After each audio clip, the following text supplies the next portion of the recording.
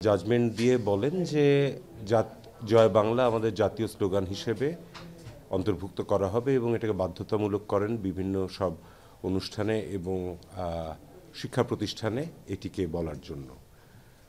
আমরা এটির বিরুদ্ধে আপিল করার অনুমতি চেয়ে লিভ টু আপিলের দরখাস্ত দাখিল করি এবং আজকে সেটার শুনানি হয় এবং দীর্ঘ শুনানি শেষে আপিল বিভাগ জয় বাংলার যে জাজমেন্টটি ছিল সেই রায়টিকে আজকে স্থগিত করে দেন।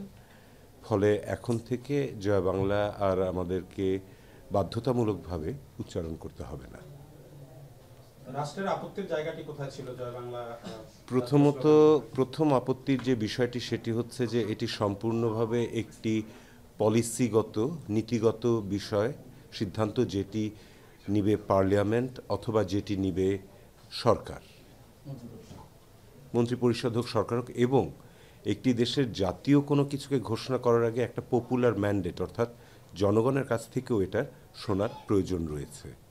কিন্তু একটি রিট পিটিশন দাখিল করার মাধ্যমে, পাবলিক ইন্টারেস্ট লিটিগেশনের নামে একটা রিট পিটিশন দাখিল করার মাধ্যমে কোনো প্রকার আইনগত ভিত্তি ছাড়া এটিকে ঘোষণা করে দেওয়াটা আইনগতভাবে বৈধ নয়। এটি ছিল হচ্ছে আমাদের মূল প্রতিপাদ্য বিষয়। এবং আরেকটি যেটা ব্যাপার রয়েছে সেটি হচ্ছে যে আমাদের বর্তমানের যে সংবিধান সেটি যখন তৈরি করা হয়েছিল 1972 সালে, তখন আমাদের যারা ফ্রেমার্স অফ দ্য কনস্টিটিউশন ছিলেন তারা সব কিছু ভেবে চিনতে আমাদের অনুচ্ছেদ 4-এ আর্টিকেল 4-এ জাতীয় কী হবে সেগুলোকে উল্লেখ করে দিয়েছেন। তার মধ্যে জয় বাংলা ছিল না এবং পরবর্তীতে আর্টিকেল 7-এর ক দিয়ে এই বিষয়ে কেউ কোনো প্রশ্ন করতে পারবে না। 7-এর খ দিয়ে কেউ কোনো প্রশ্ন করতে পারবে না, কেউ এটাকে পরিবর্তন করতে পারবে না, এখানে কেউ কোনো কিছু নতুন করে অন্তর্ভুক্ত করতে পারবে না, এরকমও সিদ্ধান্ত দিয়েছিলেন।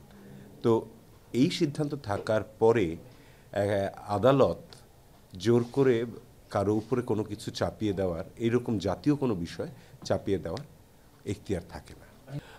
অবশ্যই মুক্তিযুদ্ধের সময় আমাদের মুক্তিযোদ্ধারা জয় বাংলা ব্যবহার করেছেন, এটি আমাদের সবার কাছে অত্যন্ত শ্রদ্ধার এবং একটা পবিত্র বিষয়।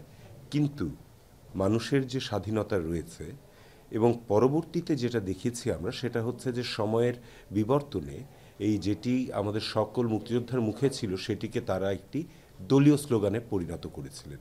এই দলীয় স্লোগানটিকে যখন জাতীয়করণ করার চেষ্টা করা হয়েছে, সবার উপরে চাপিয়ে দেওয়ার চেষ্টা করা হয়েছে, এবং যেহেতু পার্লামেন্ট থেকে সংবিধানের মধ্যে ওটিকে ঢুকিয়ে দেওয়া যাচ্ছে না, তখন আদালতের ঘাড়ে বন্দুক রেখে কাজটি যে করার চেষ্টা করা হয়েছে এটি সম্পূর্ণভাবে অবৈধ।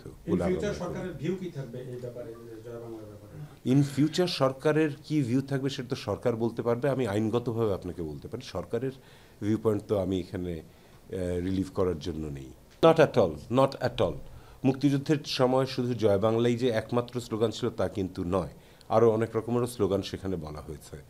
তো সেগুলো সব বাদ দিয়ে যেটি সম্পূর্ণভাবে বিগত ফ্যাসিস্ট রেজিমের একটা দলীয় স্লোগান হিসেবে, এবং আরও খারাপভাবে যদি বলি যে বিভিন্ন ব্লগাররা এটাকে যেভাবে ব্যবহার করছেন, তাতে আমার মনে হয় যে এটার যে ভাবগাম্ভীর্য ছিল সেটি অনেক আগেই বোধহয় অনেকখানি ম্লান হয়ে গিয়েছে। তো এখানে নতুন করে কিন্তু মুক্তিযুদ্ধের সময়কার জয় বাংলার যে প্রভাব সেটি কিন্তু কেউ অস্বীকার করছে না।